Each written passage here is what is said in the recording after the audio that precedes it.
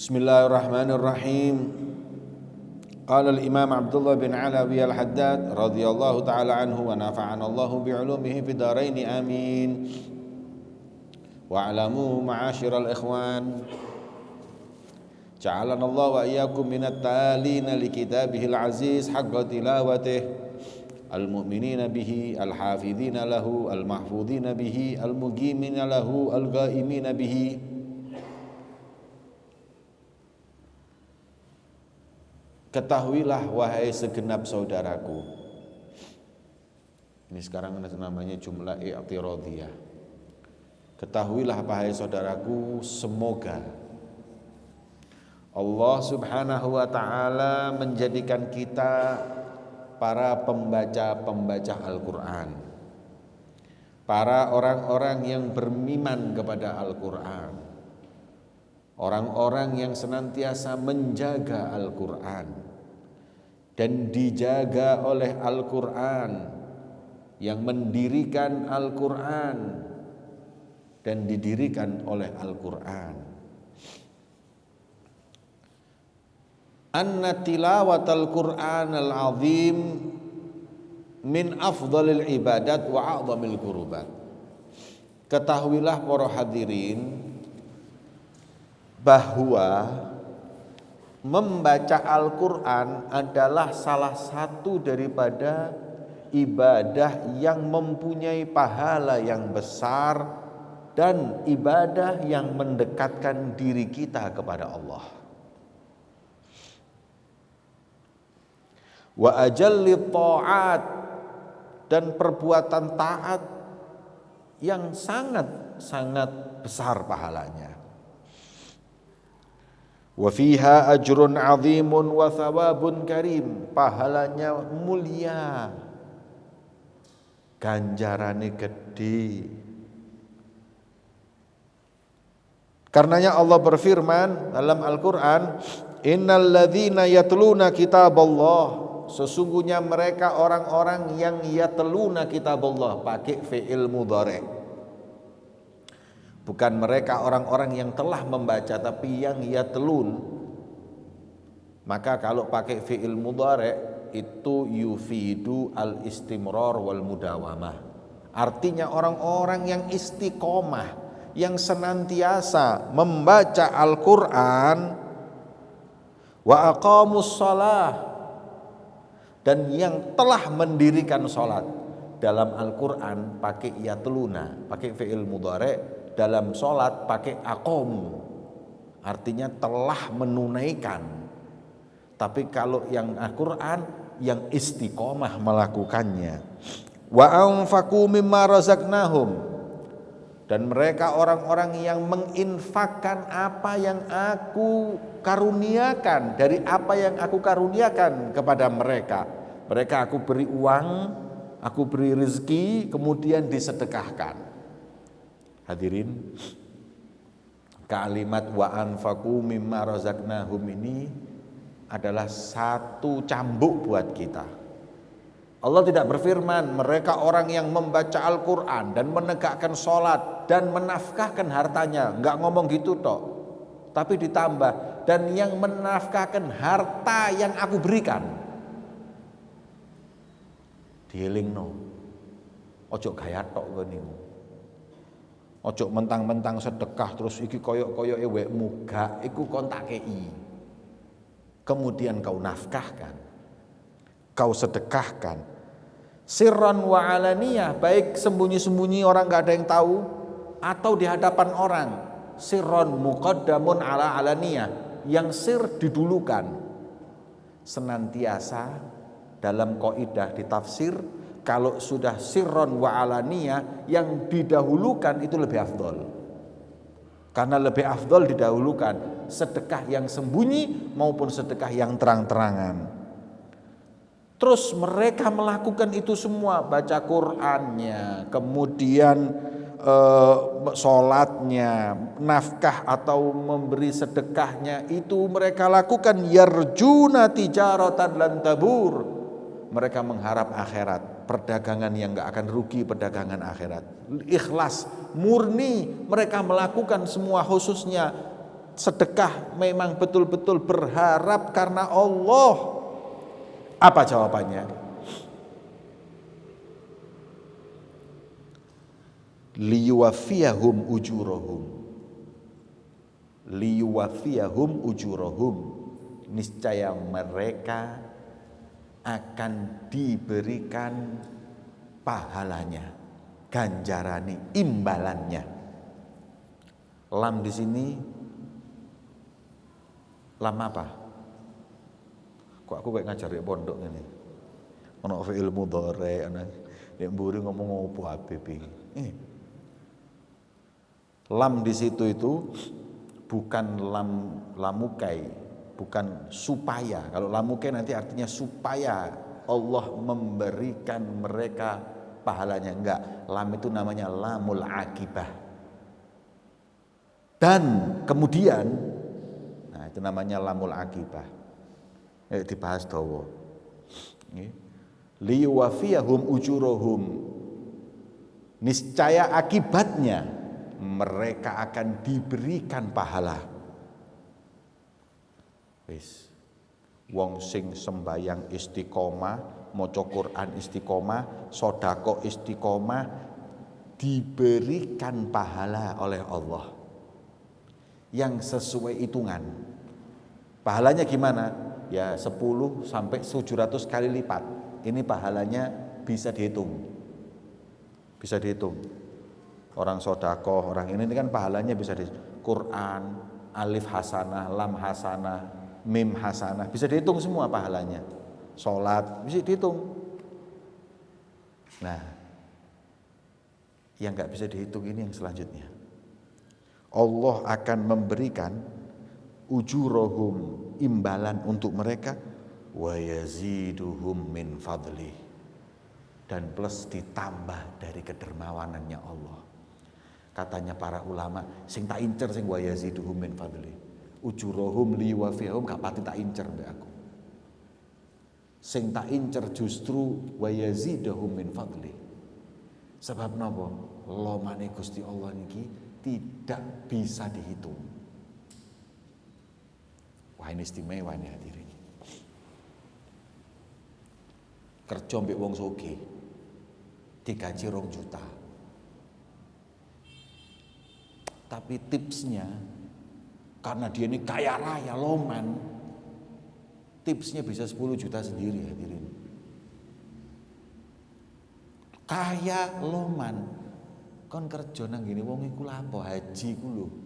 Gajine titik, aku gak ngincer gaji ini kon salah kon.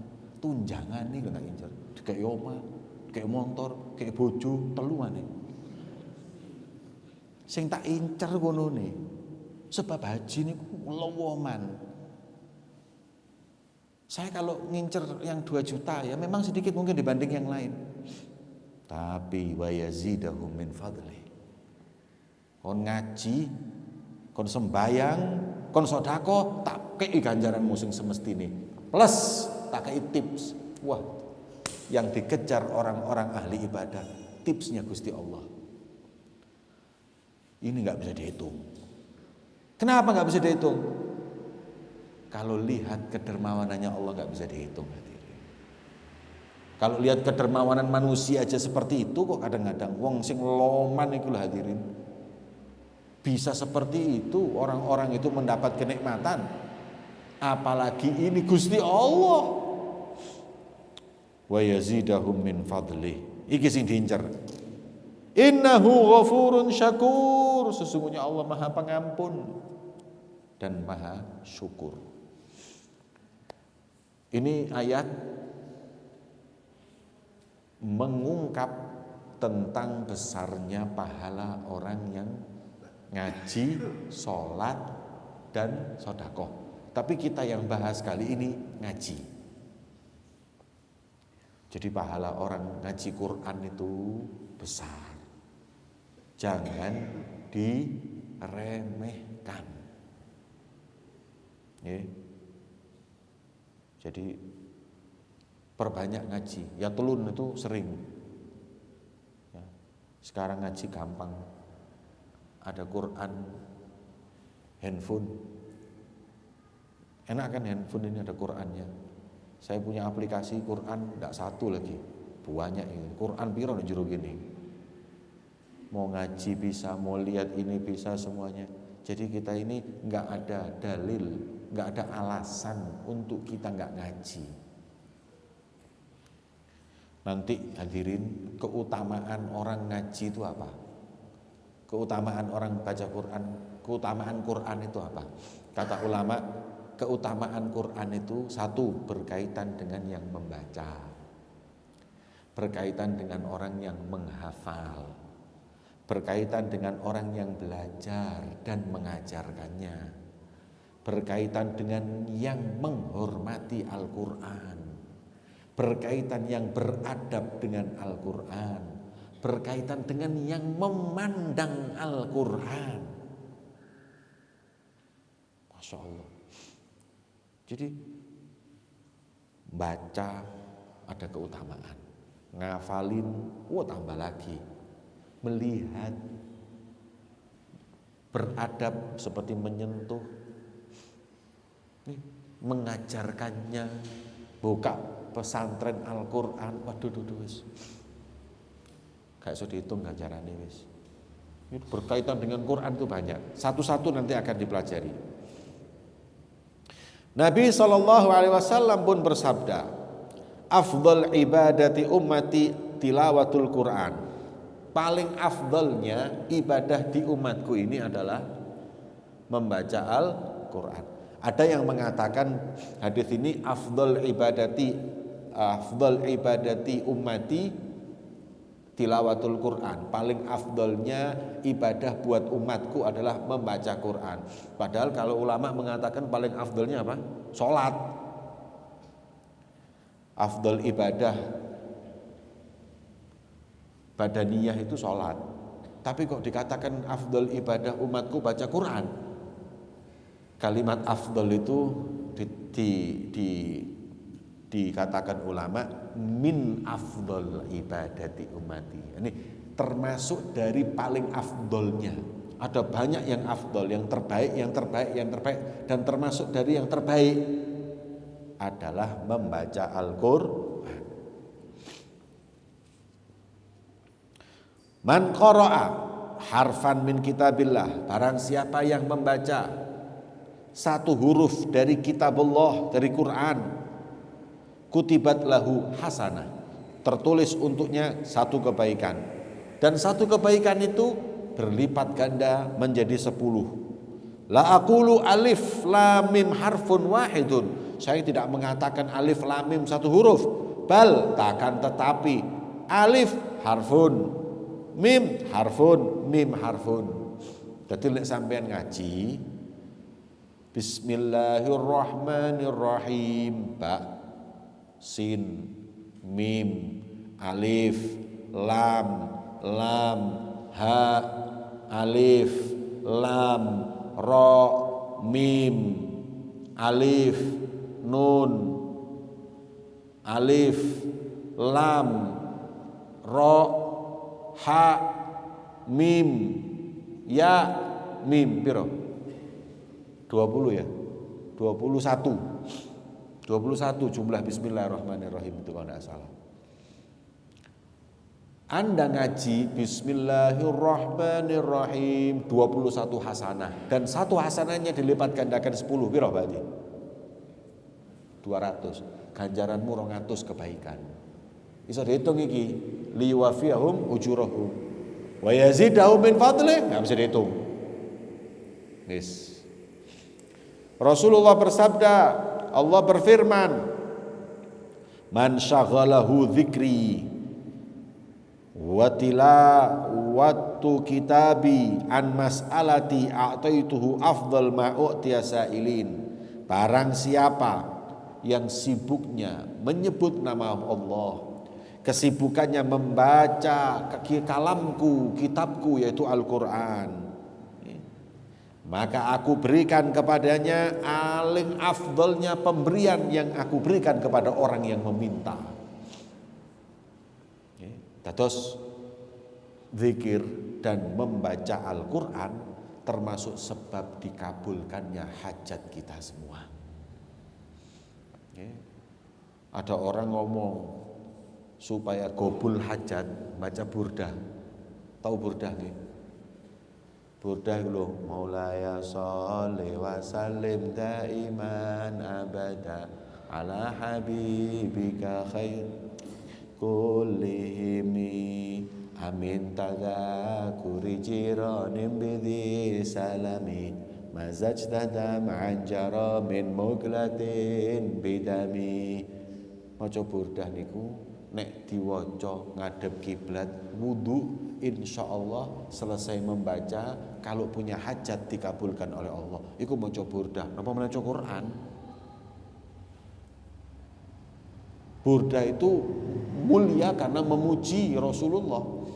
Lah kalau ini kalamullah yang langsung mengajarkan kepada kita Rasulullah. Orang kepingin qadha hajat katanya baca burdah, maca burdah insyaallah qabul hajat. Tapi jangan lupa Quran juga iya, lebih. Nih. Mana buktinya? Ini. Aku berikan apa yang paling afdol yang pernah kuberikan kepada orang-orang yang mau minta.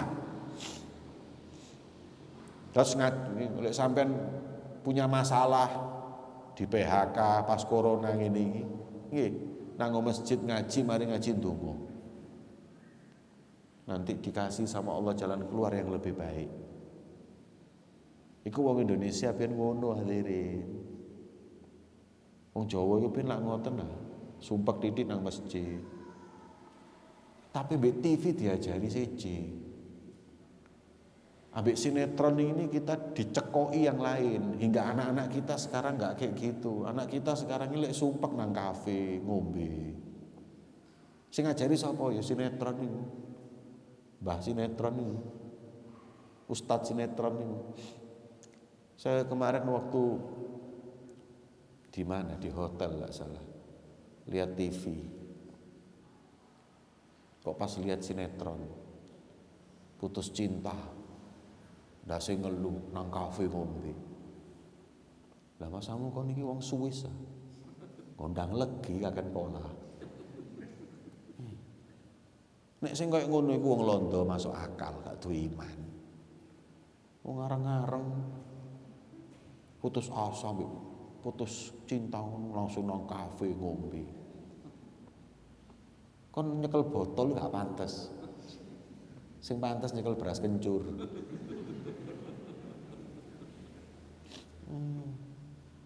Sejak model-model,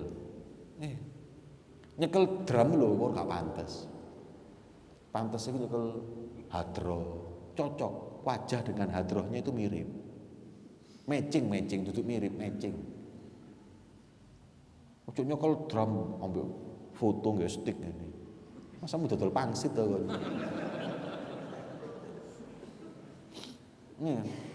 Ojo aneh-aneh.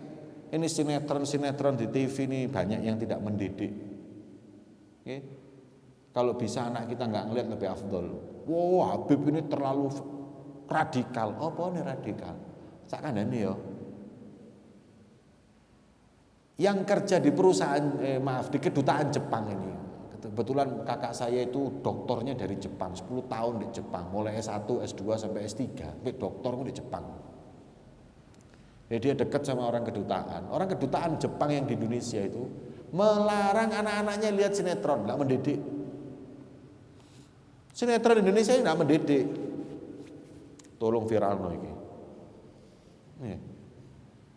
Apa ceritanya kayak gendaan, atau kayak gano urip liyane.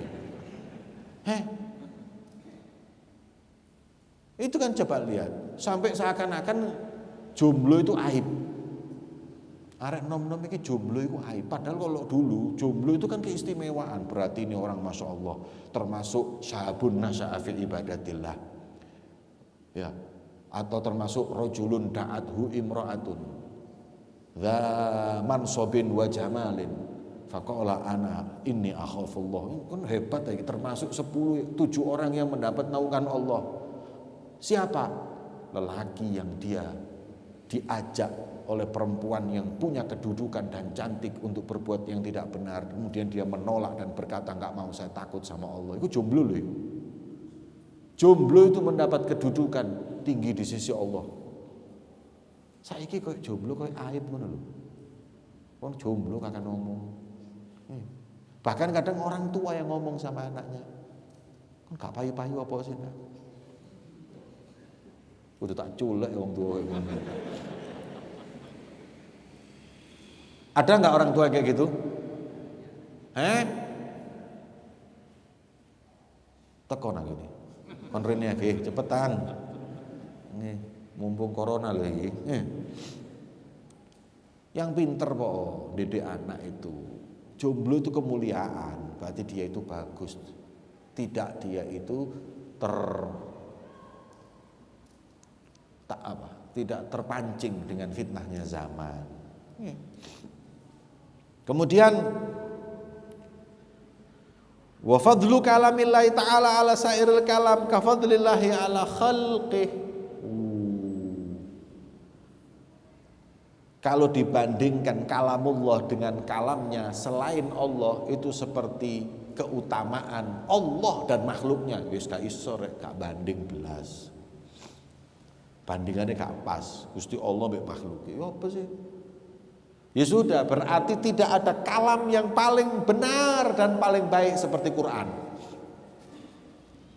Ya hadirin. Hadirin. Quran itu kalamnya nomor 1. Tapi di Quran itu ada 2 macam dalam memahaminya. Ada yang disebut ayat yang sorihah. Sorihah itu ayat sing jelas. Ayat jelas itu sampean tidak perlu habib, tidak perlu kiai memahaminya. Bahkan tidak perlu imam Syafi'i, Maliki, Hanafi, Hambali. Lebih-lebih Imam Samudra. Nggak perlu.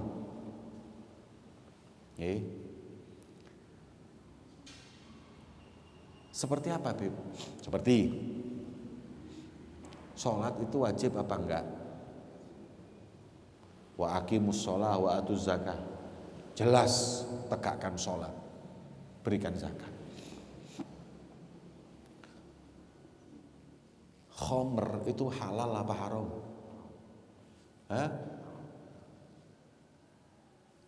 Judi halal apa haram? Di madhabnya siapa? Nggak ada madhab, nggak usah madhab, Quran. Cara sholat baru madhab. Imam Syafi'i, Imam Malik, cara. Karena dia tidak jelas, maka butuh pemahaman ulama yang menjelaskan.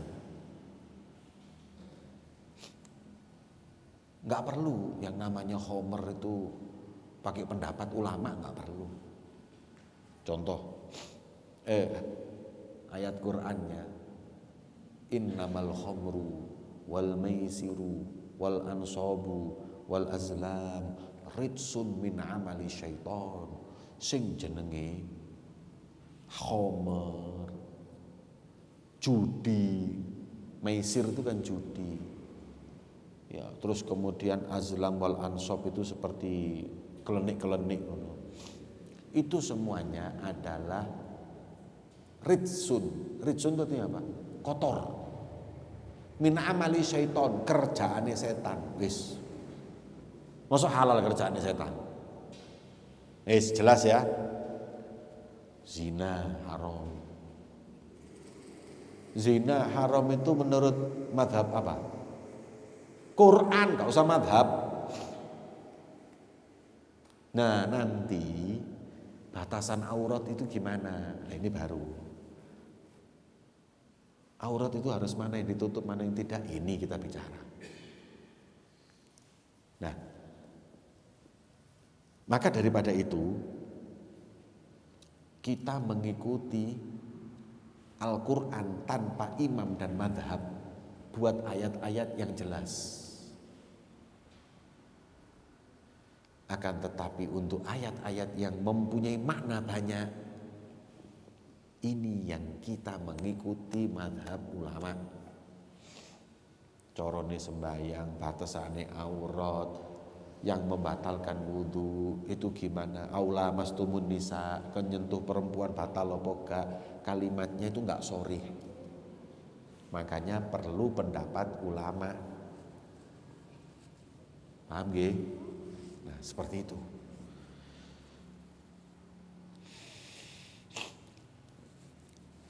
Enggak banding kalau kalamnya Allah dibanding dengan kalam yang lain. Paham ya? Sampai sini paham? Saya teruskan. Makanya kalau sudah jelas-jelas Quran, kita enggak manut kepada Imam Syafi'i apa meneh Kiai Mbak Habib. Nih. Sembahyang wajib. Ono kiai, ono Habib ngomong, sembahyang gak wajib. Karena fanatiknya kepada kiai dan Habib tersebut, ditinggalkan Al-Quran, diikuti dia. Nah, iki bongol apa goblok?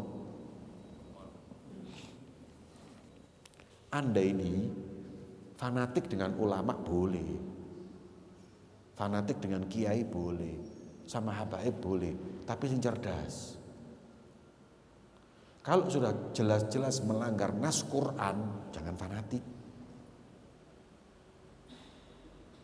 Karena saya ngomong begini, yang saya hadapi itu orang-orang yang kadang fanatik dengan kiainya, dengan habibnya, hingga tidak lagi mengikuti Allah.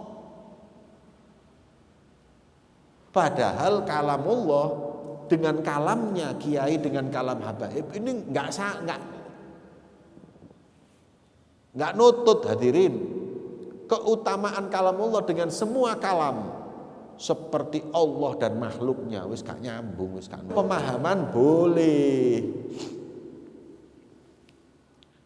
Tapi kalau apabila yang sudah jelas, sholat, zakat, ini maaf, saya ikuti Quran, saya nggak ikuti Habib, nggak ikuti Kiai. Yang jelas loh ya. Tapi kalau yang tidak jelas, yang mempunyai makna banyak, manuto Kiai. Karena mereka lebih pintar memilih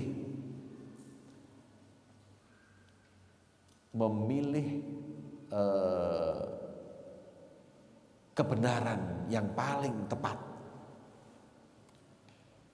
Sebabnya memilih itu kan harus ada ilmunya, hadirin.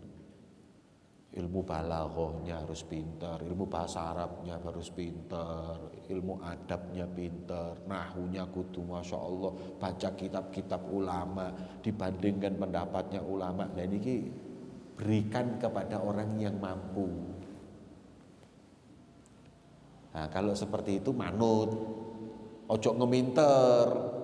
Jarno kiai ngomong ngono, lek aku yang ini, lho kok niki tau ngaji apa? Gak tahu. Ya lanjut dilukup ayo.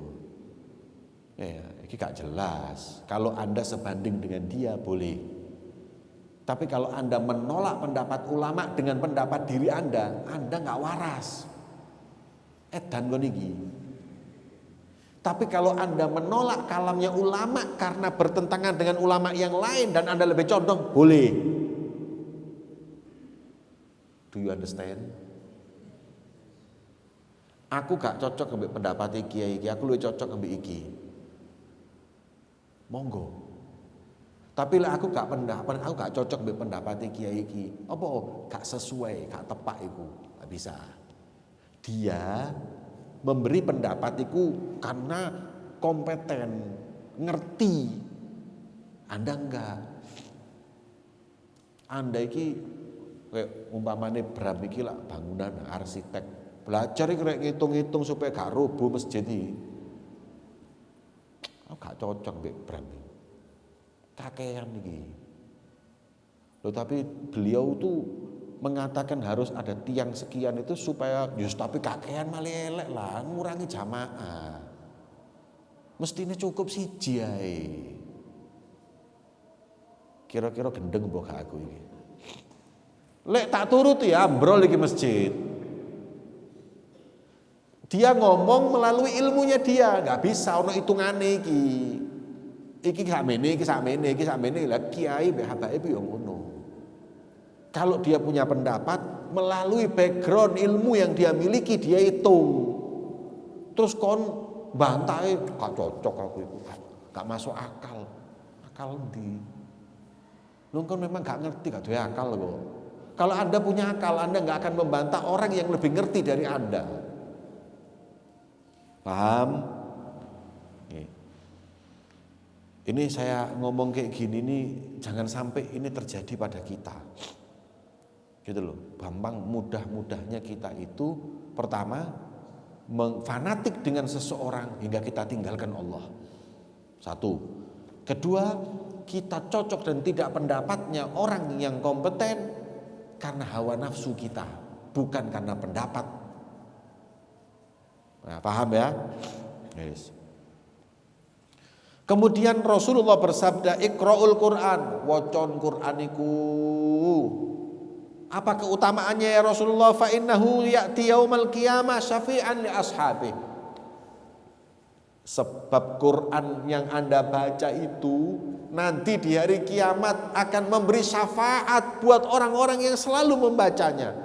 Seakan-akan Quran berkata kepada Allah, ya Rob, iki sing biyen sering maca Al-Quran, tolong ojo dilebokno neraka Gusti Allah. Jadi Quran yang Anda baca itu nggak taunya pemberi syafaat kita yaumul qiyamah.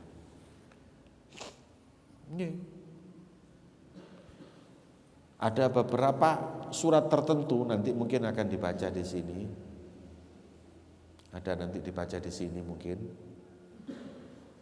Surat-surat tertentu yang kalau dibaca itu akan bisa memberi syafaat kita. Suratul Tabarak hiyal mani'atu li'adzabil qabri. Surat Tabarak itu kalau dibaca tiap malam sebelum tidur itu akan menjadi sebab Anda tidak disiksa di kubur. Waduh Beb, dawa surat Tabarak Beb. Ada jamaah pengajian ini dikandani kiai ini. Mangkane kon nek kepengin lancar duwe anak, ben isuk maca Fatihah 41 kali sebelum sholat. 41 kali Fatihah sebelum sholat subuh. Betul hadirin, 41 hari punya anak. Hebat. Ditanya kiainya, wis istiqomah, nemen istiqomahe kula. 41 dina, 41 Fatihah saya baca. Makan waktu berapa lama Anda baca Al-Fatihah 41 kali? 1 menit gak sampai. Kok iso sih? Kan mesti ini 15-20 menit lebih lah itu. Sebelum sholat subuh. Kau usah ya, 1 menit lah. Coba sih foton Al-Fatihah, Al-Fatihah, Al-Fatihah, Al-Fatihah, Al-Fatihah, Al-Fatihah. Lah sampe lah ngomong Al-Fatihah ping 41, tak waca Al-Fatihah ping 41. Jarine kiai ini, kok ya kabul kok niki ya. Kok diterima mbek Gusti Allah ngono. Aduh, cek bongole kok niki. Tapi ya subhanallah karena memang hatinya bersih, enggak ada niat seperti itu ya dikabulkan sama Allah. Terus kono jok ngono pisan kok Fatihah Al-Fatihah. Diles ngono be malaikat. Nggih. Wa man qara al-Qur'an wa huwa qa'imun fis shalah. Nah, sekarang keadaan rek iki bom enggak mandeg-mandeg ae.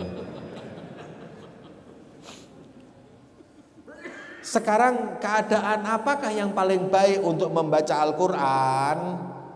Man qara'a al-Qur'ana wa huwa qa'imun fis sholati kana lahu bi kulli harfin mi'at hasanah. Wow. Mangla siji ya. Barang siapa yang membaca Al-Qur'an 1 huruf 1 hasanah. Bismillah 21, Alif Lam Mim 3 dikali 10. Ini sekarang itu kalau bacanya enggak dalam keadaan sholat dan berdiri. Terus sampean kadang-kadang lek pas sholat sunnah nggawa Quran. Allahu Akbar, Quran dibuka diwaca. Tuh. Dikempit gak apa-apa. Ganjarane napa? Bikulli harfin mi'at hasanah. Satu hurufnya 100 hasanah, wa kullu hasanah bi asyri amsalihha. Ping 10 pira rek? 1000. Sak huruf. Lek kon ngadeg sembayang, maca sak napa niku? Satu kaca, lek basane wong kapalan Quran satu kaca, satu lembar. Itu kan kon mulai kok kene nggawa kalkulator. Sak lembar siji-siji itu kan ping 100, 100 di ping 1000. Pirang juta. Ganjarane wong maca Quran di tengah salat berdiri. Nek saged sembahyang ndek kono lho rek, ndek pojok-pojok sing ngono. Jadi ketika sujud tinggal ditaruh gini. Ya enggak apa-apa, dikempit juga enggak apa-apa. Ya, biasanya orang-orang itu imam kadang ditaruh di sini. Allahu Akbar terus sambil baca, enggak apa-apa. Lo boleh Beb ya, sholat sambil baca Quran boleh. Boleh. Kok ada yang bilang enggak boleh? Boleh. Sing gak oleh iku sembahyang biar rokokan. Yeah. Kemudian waman qara'ahu wa huwa qa'idun fi shalah kana lahu bi kulli harfin khamsuna hasanah. Salat sunnah itu kan enggak wajib berdiri hadirin. Salat sunnah boleh duduk. Plus sampean nggawa Quran. Jadi sambil sholat, sambil duduk, sambil baca Quran. Tapi ganjarannya separuh. Satu huruf 50. 50 dikasih 10. 500 sak huruf. Agak sedikit. Loh Beb, kenapa berdiri lebih besar pahalanya daripada duduk? Karena kaidah. Ya Aisyah, ajruki ala qadri nasabiki. Ganjaran itu tergantung payahmu, tambah kesel tambah gede ganjarannya. Pak, rumah sampean di mana? Belakang sini Bib. Saya di kono. Iya daerah sana Bib, dekat pondok itu. Sampean kalau sholat di masjid sini ganjarannya yo lumayan. Berapa setiap langkah itu? Tapi kalau sampai kepingin pahala yang lebih besar, ojo sembahyang di Masjid Al-Falah. Sabilillah Pak, blimbing dulu. Melaku kan. Iya. Sembahyang maghrib berangkat jam 3. Mari sembahyang asar berangkat napa maghrib pandit di sabilillah. Wah ganjarannya gede iku. Nggih.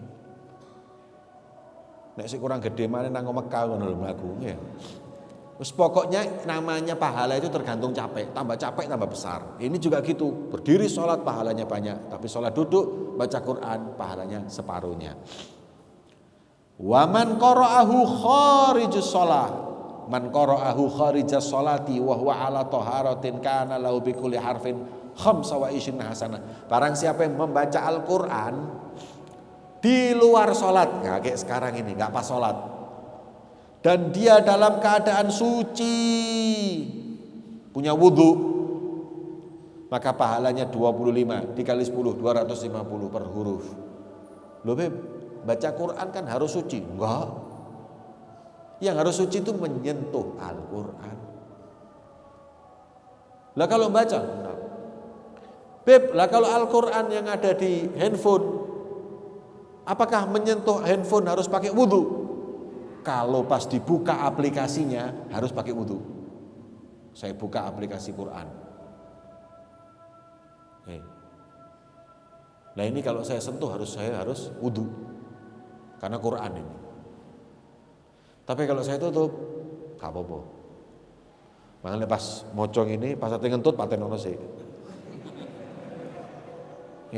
Karena ndak boleh, haram. Kalau ditutup bukan Quran. Tapi kan sama aja Beb, di dalamnya ada Qurannya. Ya gak lah beda. Kalau dibuka ada Qurannya ya padha ae. Masih wong sing hafal Quran di utek ono Al-Qur'an. Lek seakan agak iso mlebu jeding wong. Wong hafal Quran nang jeding ndase nek njaba ngono. Lho kok nape adus? Lho gak mlebu, gak ndas kula ana siraku ono Qur'ane. Saken wis gak iso nang ndi-ndi. Apa meneh nang WC? Waduh, ya apa cara nang WC ku lho ya apa? Teng ngadeg kan WC. Tidak ada ya podo. Quran itu yang ada di handphone. Kalau dibuka Quran, kalau ditutup aplikasinya handphone, bukan Al-Qur'an. Nah, waman qara'a. Lalu terus gimana, Beb? Ya maksudnya itu orang membaca Quran yang tidak pakai menyentuh. Ya, kalau yang nggak pakai wudu, kalau yang menyentuh dan wudu, yang dengan keadaan wudu, baik menyentuh atau tidak, pahalanya 25. Barang siapa yang membaca Al-Quran dan dia dalam keadaan tidak berwudu, maka pahalanya setiap huruf 1 hasanah plus 10 dikali 10 berapa? 10 tok. Nah, itu mang. Jadi hadis Nabi tadi itu buat orang yang membaca Al-Quran dalam keadaan di luar sholat dan tanpa wudu. Kalau pakai wudu 25, sholat duduk 50, sholat berdiri 100, ping 10 piro? 1000. Ya. Waduh, masya Allah, pahalanya begitu besar. Oke, mugi-mugi kula kali panjenengan diparingi istiqomah maos Al-Quran. Amin ya rabbal alamin. Wassallallahu ala sayyidina Muhammadin wa ala alihi wasallam. Walhamdulillahirabbil alamin. Bisiril Fatihah.